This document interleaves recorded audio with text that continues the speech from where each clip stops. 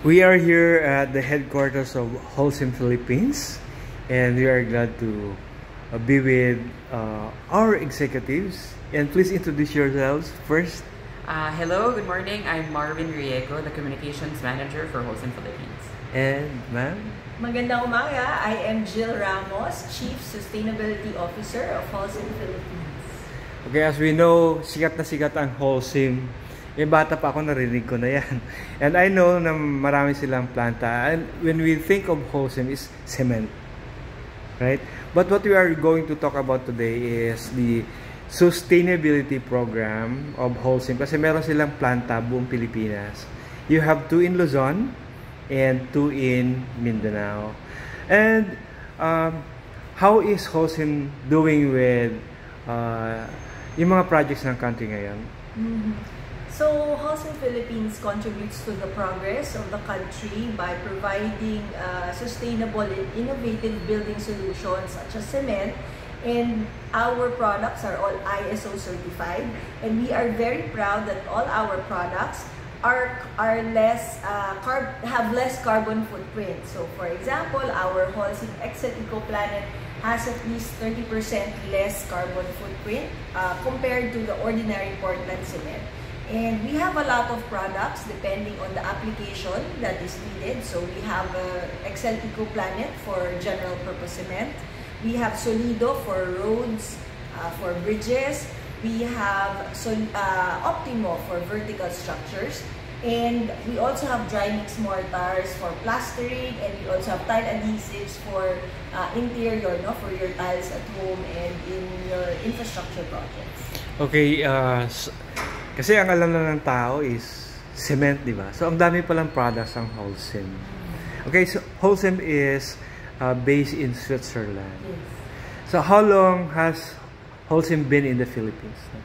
Holcim Philippines has been here for more than 50 years, and we're very proud to be part of the country's progress. And we are also present in 4 plants in La Union, that's in Bacnotan, La Union. We are also present in Orzalaray, Bulacan, 2 in Mindanao. So we are present in Lugait, Misamis Oriental, and Davao City. So we have partnered with the host communities for more than 50 years where we are present.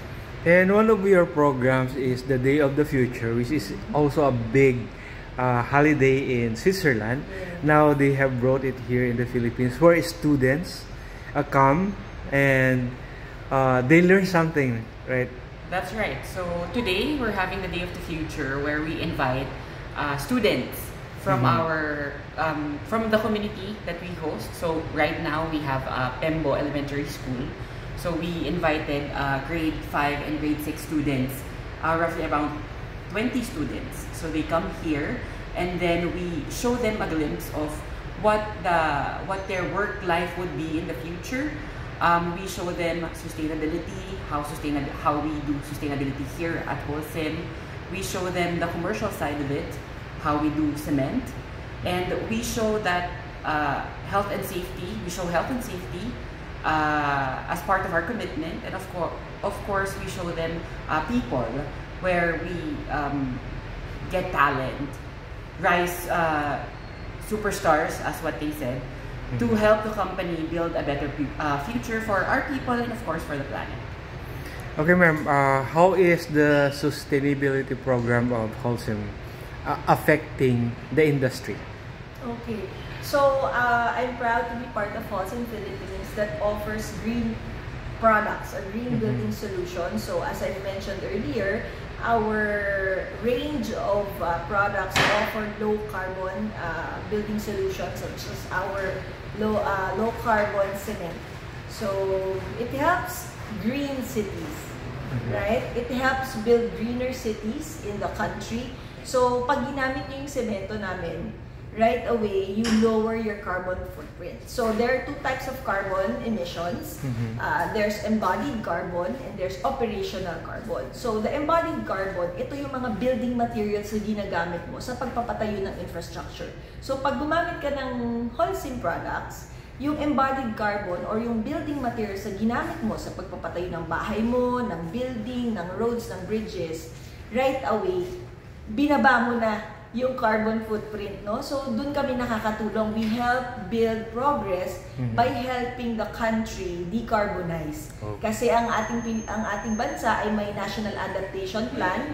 So, meron din tayong nationally determined contributions so that which is aligned to the Paris Agreement, no? So, yun yung contribution namin sa Pilipinas. Meron kaming produkto na makakatulong para sa mga businesses, sa industries, para ma-lower ang kanilang carbon footprint. And not only that, di ba, yung waste management. Yes. You have that. Yes, we have Geocycle, the waste management arm of Holcim Philippines here. So what we do is we partner with communities, LGUs, private sectors, and then we get their waste, we qualify them, we process them, and then we use them in our cement production. So yung mga waste na yung iba, ginagawa silang part ng cement? Yes. So we don't use the waste collected. This is residual waste, which is qualified waste. And then we do some pre-processing and processing. Hindi yan diretso sa cement processing. So we convert them into alternative fuels.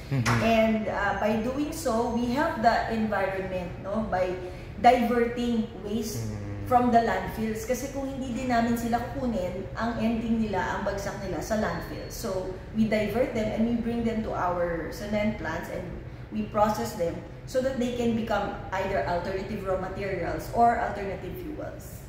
Dati kasi yung hours, 5 lang, ngayon nagiging 7 na. Yes. Di ba? Yes, 7 hours. 7 hours na. Dati, alam ko 5 lang yun eh. Ngayon naging... From 3 to 5 to 7. Oh, yeah. Okay, and this program of yours, so as early as now, you are teaching the students to be aware, to know what are the 7 R's, and also how they segregate the waste, no? Like flexible, paper, rigid. So I learned from I learned from that session. That's So yung retention ko. And paano po yung ano pa yung ibang program ng Holcim kasi yung carbon emission, di ba? So, syempre ang question nila, oy, di ba merong mga anong tawag noon, yung cement mixers? Pero Holcim is hindi ganoon, di ba? Parang big. You mean ready mix? Yeah, and then also kasi 'di ba yung pag may cement mixer parang may carbon emission din 'yan. How is that tempered? Well, Holcim is not part of the ready mix. We don't have a ready mix business Okay. already. So we supply the cement that the ready mix businesses use. Okay. And so we help by again offering low carbon cement products for their concrete mixes. And you have won a lot of awards. Yes. Your sustainability program, other programs like this, no? You have many awards like that. This one is the recently concluded ESG Impact Awards, where we won under the Waste Management and Responsible Consumption, Production, and Manufacturing category.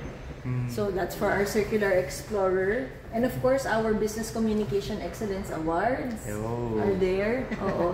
And also in our sites, in our plants, we have received many awards from DENR, from Department of Education. We're also awarded by our local municipalities because of we are consistently in the top 10 highest taxpayers in our location. So we're very proud of that. So in all 4 locations and in Taguig, top taxpayer.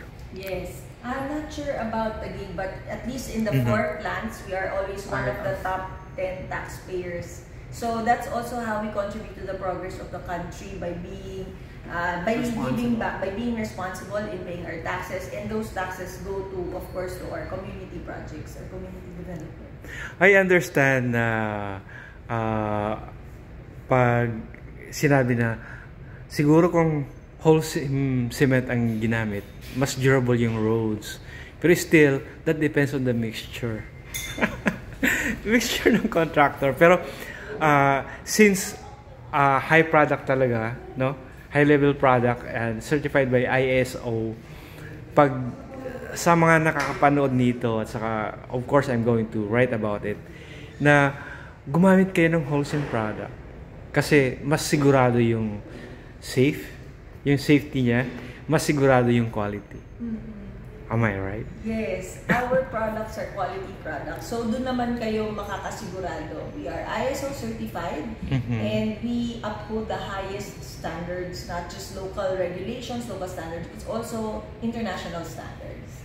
So pag gumamit kayo ng Holcim cement, yun ang ano namin sa inyo, ang promise that you will be using quality products. Yes. Okay, may kanina sa isang session doon, nalaman ko na yung products for the tiles. So, yung iba kasi may sabi na meron daw odor, pero ang Holcim walang odor, di ba? Hindi siya mabaho. So, sa mga hindi pa nakakalam, ang Holcim po, meron silang products for tiles. Correct. Yes. Okay. So, it's something that people may not be aware of. So, we have Tector, there's line of this one, yung Tector. Meron kaming Tector Ceram. Yung Tector Ceram, yan yung different types of tile adhesives. Depende sa thickness ng adhesive na kailangan mo. Depende kasi sa laki ng tiles na ikakabit mo. So ito, makapit siya. So efficient din siya sa paggamit, sa pagbuo ng inyong tiles, no? Sa inyong bahay or building. So meron din kaming dry mix mortars. Yung pang plastering naman, meron din kami nun. Yun naman yung Tector Plast. Yes. Okay, if I knew about this nung pina-repair namin yung townhouse noong 2014 kasi nababakbak na yun. Sana I should have learned it. Pero sa mga makakapanood nito, ayan, may choice kayo, no? Na there is a product in the market na sigurado yung adhesive ng tiles nyo, alam nyo talaga na didikit. Yes, and actually, meron kaming program, yung Galing Mason. That was in partnership with Build Change before and microfinance institution, yung ASCII. So, hanggang ngayon, actually, outside that partnership, we continue Sumasama pa rin siya. We continue to empower communities within communities. So, we empower local masons. We help them, we teach them how to build the right house, make it more resilient, para when disasters come in, prepare the house with, of course, Holcim products. Ini-introduce namin sa kanila yung konsepto na merong low carbon building materials na available. Kasi ang alam nila, semento lang yan. Pero sinasabi namin, itong semento na to, low carbon, tapos iba-ibang klase yan. Merong pang bahay, merong pang building, merong pang road. So, na-enhance pa yung knowledge nila. And it's a technical training. Our civil engineers in Holcim actually conducts the training, teaches them how to mix the cement with water, yung tamang proportion para strong, para durable yung mga gagawin nilang infrastructures. Kasi yung ating mga local builders, yung mga local masons, yung nasa informal sector, they don't really receive the formal training, right? Parang pasa-pasa yung knowledge. So, we help build, enhance their skills kasi magagaling na sila, pero with the reinforcement of technical trainings, lalo pang na-enhance yung alam nila para mas resilient yung kanilang gagawing mga bahay at structures. Na yung pala yung ratio pala ng cement with the stones, the pebbles, di ba? At saka water. Yes, may tamang proportion. May tamang proportion. And we teach that during Galing Mason. So yung mga technical know-how, and kasi there's a right cement for right application. So cement is not a one product for all. So we teach them na kung ganito yung gagawin mo, this is the right product. Kung ganito naman, and then this is it. Okay. Is there anything else that you want to say, ma'am? Especially the program of Holcim sa community, sustainability, environment awareness? So we want to welcome you to Holcim Philippines, and we're very proud to be a builder of progress in the country by offering low carbon building solutions for our local builders, for our construction partners, for government. So everyone who wants to build resiliently, who wants to build with a more environmentally friendly product, we are here for you. And of course, we are always open to collaborations, and we're happy to have been part of the Day of the Future, which actually gives a chance to our young Filipino learners to learn more about real-world careers and life paths. So, excited kami to welcome them here and mapakilala namin sa kanila yung iba't ibang careers dito sa Holcim Philippines. And maybe yung mga nag-attend ng session later on, magiging part na sila ng Holcim. Employees in the Employees. Yes. Oh, just like in Switzerland pala, no? Yung nababanggit kasi kanina na yung mga estudyante nag-attend no ng Day of the Future, now they are part of Holcim in Switzerland. Yes. So, parang ganun din sa Philippines. Although this is just parang second year, no? Third year. Third year. To participate. And Arlo, actually, marami kaming mga host community members, yung mga dati naming scholars, na empleyado na ng Holcim Philippines. In fact, in Bulacan, in our Norzagaray plant, nanalo siya na Best Employee of the Year last year, si Violi Esteban. Dati siyang scholar ng Holcim Philippines. Ngayon, nagtatrabaho na siya sa Holcim as CSR Manager and Environmental Officer prior to being CSR Manager. So, talagang dream namin yan na matulungan yung communities kung nasaan kami. So, we have a scholarship program also. So, marami sa aming mga scholars na gainfully employed na, not just in Holcim Philippines, but also in other companies. And by the way, this is what I learned also, no? Ang Holcim kasi, napakataas ang standard. So, ayaw nila yung mga madali ang trabaho, di ba? In other words, corruption. Wherever it is. Pero ayaw, dapat kasi talaga yung standard is very, very high. Yes. Yeah. Alright, thank you so much. Okay, thank you. Great.